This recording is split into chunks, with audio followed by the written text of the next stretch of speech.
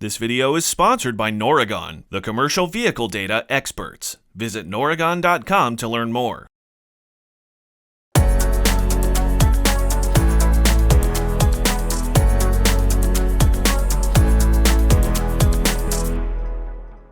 The week of January 20th was Heavy Duty Aftermarket Week, an annual event where the Heavy Duty Aftermarket gathers to show off products, hear from industry leaders, and more. FE editor Jason Morgan was there to cover things, so I've got him in the studio today to give me the rundown on the show. Hey, Alex. Hey. Happy to be here. Yeah, this is fantastic. Yeah. So you were at HDAW. I was. It's in January every year, and that is. kind of makes it a good time to kind of gauge how the industry's feeling as we head into a new year. So what kind of stuff were you hearing at the show? Yeah, it kicks off the first day with Heavy Duty Aftermarket Dialogue, which is a big presentation day put on by MEMA that cover a lot of industry topics, market conditions, government affairs. It was on Inauguration Day, which was interesting. So I think two words that stuck out across the whole show. I think there's optimism. I think people feel very optimistic about the aftermarket going into 2025.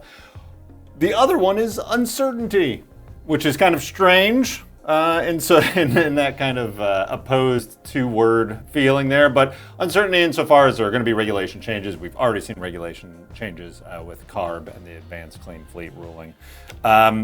So a lot to think about going forward. Heard a lot, discussed a lot, but overall positive, but maybe a little uncertain. Yeah, and that kind of makes sense. We're very early into the new administration. We just kind of don't know some of this stuff. It's true. So you said it overlapped with Inauguration Day, so you kind of got to hear some real-time feedback on the things that were going on. What were people saying about that? Right. They had a great presentation, a dialogue about that. It was very the presentation was at 3 o'clock Central. It was like 2 hours or whatever after the inauguration and speech, right? And they had updated it, and it was really fantastic. I think the two biggest takeaways are, one, what you saw going in with the regulatory freeze. The first day President Trump got in office and said, okay, regulatory freeze, nothing's moving forward till we review everything. That's very normal. Every administration does that kind of a thing. What was unique was the amount of executive orders that President Trump was signing the first day. Undetermined, uncertain, maybe, if we'll use the word again, how that'll impact trucking regulations specifically. In the speech, President Trump did mention rolling back EV green initiatives, right? Certainly in the politics world, the zero emissions vehicles kind of gets painted by a broad brush. It doesn't really specifically speak to the commercial vehicle space. So going back to the regulatory freeze is normal. The amount of executive orders is new to some degree. The volume of the orders, like the amount of orders sitting on his desk that first day was new. Many presidents use executive orders quite a bit, and there's a growing trend that administrations coming in are now using them to really jumpstart policy, right? Again, going back to that uncertainty, though, how that will change and untangle some of the regulations that are already in place, right? So for the CARB requirement that dealers sell zero emissions trucks, that's still in place. An executive order can't just erase that. EPA GHG 27 regulations still in place. An executive order itself cannot just erase it. It has to go through a kind of a complex web of detangling the regulations within those government agencies. And a lot of question marks there. I mean, some of this is unprecedented in how the executive orders are being used to untangle some of that. So lots of questions. That's where the uncertainty comes from. Clearly, the administration has signaled that they are going toward a more, let's say, traditional, at least commercial vehicle path, right?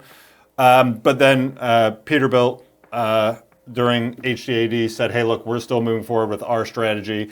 It takes us 5 to 8 years to comply with regulations anyway. Anything that changes now would take us to 2030 till it impacts any of our plans. So for the time being, everything that has been in place for manufacturers, I'm guessing, we've heard the same kind of from Cummins last year over the summer. Everything's still in place, but I think this is just my take, I think there's some adaptability there that'll happen in the market once that we do have some certainty. Yeah, but you're right. It is kind of it's a slow-moving process. It's a real machine. Yeah. You know, and the things you think about doing now can't be the things you do right now. Yeah, it takes a while. I mean, these are big manufacturing machines, right? Yeah. Tariffs are a talking point, and right now that's all they are, just a talking point.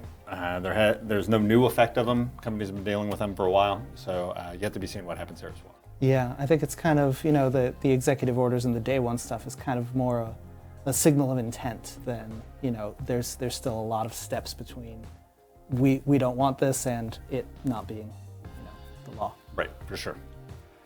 So we talked a lot about the dialogue. What about the show floor? Yeah. What did you see there? Yeah, Lops. Honestly, just my own personal take. I think the show is really strong, positive. Lots of people on the floor, positive growth, and I do think it's growth, right? The show has moved here and grown. It was in Vegas, it's in Texas, it's grown now. And I think going forward, you just get a stronger sense that the aftermarket, especially the heavy duty, which is kind of different from the automotive aftermarket on the light duty side. The heavy duty is its own beast, but you can get the sense that there's really a lot of focus being put in there from manufacturers and distributors. A lot of growth of technology and e-commerce, and a lot of strength going there. I'm going to hit you with some numbers. Are you ready? All right, We'll let's hit do it. You know what? Is it my camera? Hello there. I've got some numbers for you on some paper that I'm going to read to you. Come closer. And here's where we are with the aftermarket. So, okay, a few things here. So, market performance in 2024 was down slightly. Dealers were down 2%, distributors were down 5%, aftermarket index was down 2%. That's according to the MEMA folks. Mexico, however, the aftermarket grew 4%. And overall, I think, that was last year, so kind of down, maybe flat, depending on how you look at those numbers. Going forward into 25, U.S. aftermarket is expected to grow 3.9% to $52 billion, and that's including a 2% price growth. And it's projected that Canada's aftermarket will grow 1.8% in 2025, with 2.8 annual growth expected over the next 5 years. Mexico aftermarket projected at a 3.1% growth in 2025. E-commerce is always a talking point, right? Trying to figure out how truck parts are being bought. Yes, they're being bought online. What does that mean for the distributor? How are distributors playing in it? How are manufacturers playing in it? A couple quick numbers there. 40% of distributors switch suppliers due to a price increase, and 47% due to availability issues, which is interesting. Truck and trailer manufacturers and dealers dominate online parts sales, and heavy-duty distributors have lost market share. That's just the general consensus and sentiment within the industry. Clearly, distributors will take aim at that and expect to grow in e-commerce over the next couple years. Inventory strategies are helping to stabilize things.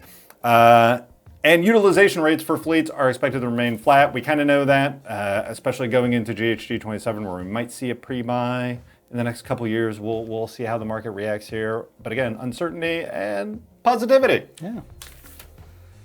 Yeah, that seems to be the theme.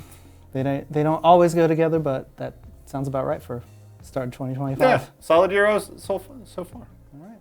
I think that's all I had to ask. Thanks so much for joining the show today. Yeah, thanks for having me. Yeah, and thanks to you for watching. We will be back again soon with another episode of On the Road.